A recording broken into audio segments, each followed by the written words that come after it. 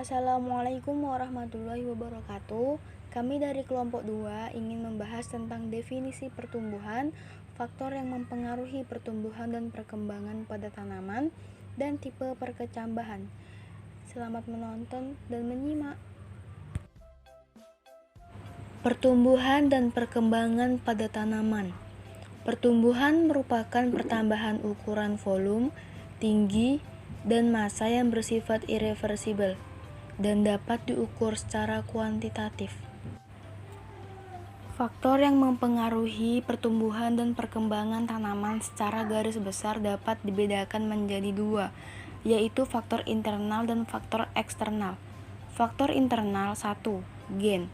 Gen merupakan substansi pembawa sifat yang diturunkan dari induk ke generasi selanjutnya.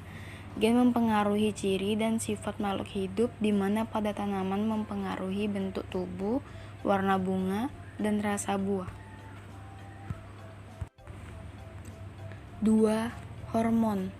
Hormon merupakan zat yang berperan dalam mengendalikan berbagai fungsi di dalam tubuh. Meskipun jumlahnya sedikit, hormon memberikan pengaruh nyata dalam pengaturan berbagai proses dalam tubuh. Faktor eksternal 1. Suhu. Suhu memiliki pengaruh nyata terhadap pertumbuhan dan perkembangan tanaman.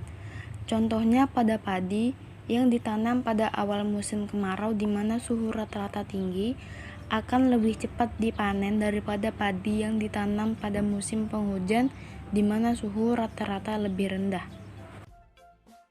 2. Air.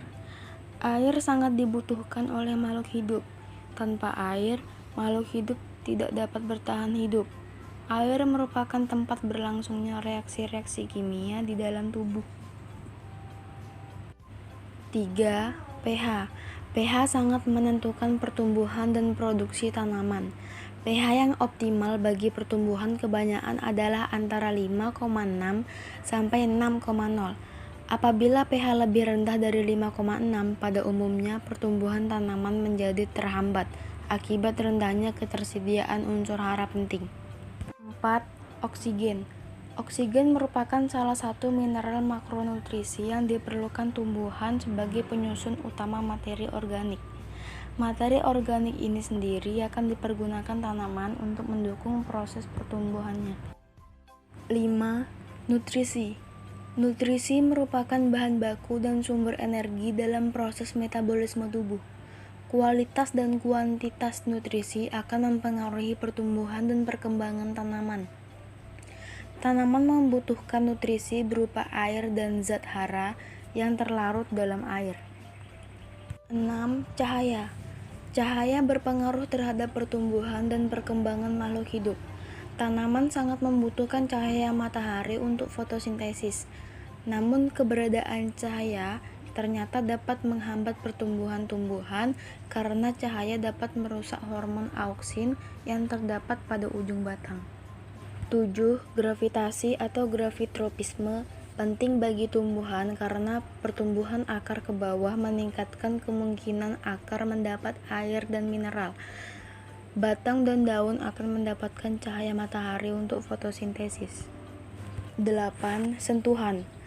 Sentuhan pada tumbuhan secara langsung mengubah fungsi mitokondria dalam mengekspresikan gen, sehingga secara tidak langsung turut mengubah konsentrasi hormon.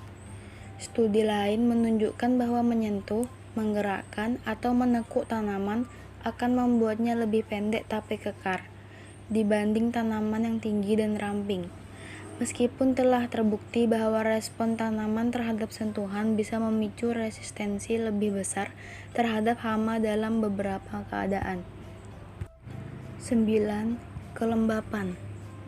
Kelembapan mempengaruhi keberadaan air yang dapat diserap oleh tanaman, mengurangi penguapan. Kondisi ini sangat mempengaruhi sekali terhadap pemanjangan sel. Kelembapan juga penting untuk mempertahankan stabilitas bentuk sel. 10.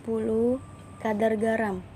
Kadar garam yang tinggi membuat tekanan osmotik di luar sel meningkat, sehingga larutan yang berada di dalam tanaman terserap keluar. Dengan kata lain, penyerapan air dan unsur hara menjadi terganggu. 11. Organisme parasit dan herbivor. Pengaruh herbivore pada tumbuhan tergantung pada permasalahan pada bagian tumbuhan yang mana dipengaruhi dan waktu penyerangan terhadap tumbuhan tersebut.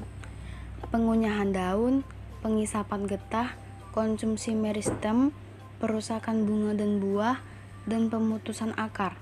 Semuanya akan berpengaruh berbeda-beda terhadap tumbuhan. Biasanya tumbuhan hidup dalam jangka pendek, sehingga rawannya pengaruh herbivore tergantung pada tanggapan tumbuhan itu sendiri. Berdasarkan letak kotiledon pada saat biji berkecambah, tipe perkecambahan dapat dibedakan menjadi dua macam, yaitu hipogel dan epigel. Perkecambahan tipe hipogel ditandai dengan terbentuknya bakal batang yang muncul ke permukaan tanah, tetapi kotiledon tetap berada di dalam tanah. Hal ini terjadi karena pertumbuhan memanjang bagian epikotil menyebabkan plumula keluar menembus kulit biji dan muncul di atas permukaan tanah. Perkecambahan tipe epigel ditandai dengan bagian hipokotil tumbuh memanjang. Akibatnya, kotiledon dan plumula terdorong ke atas permukaan tanah.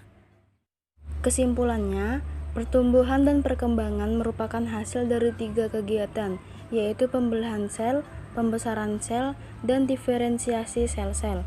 Proses pertumbuhan dan perkembangan pada tumbuhan dibagi menjadi 3 tahap, yaitu perkecambahan, pertumbuhan primer, dan pertumbuhan sekunder. Sekian dari kami, jika ada kesalahan mohon dimaafkan. Wassalamualaikum warahmatullahi wabarakatuh.